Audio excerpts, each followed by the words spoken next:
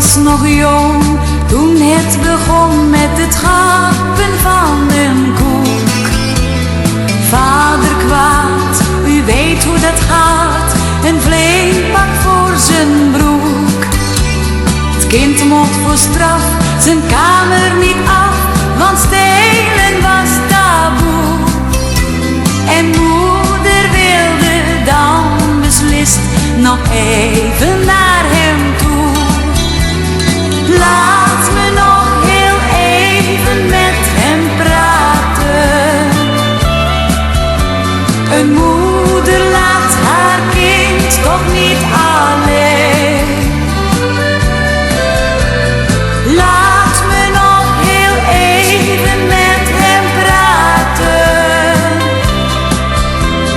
Want een moederhart is niet van steen. Hij was misschien net 17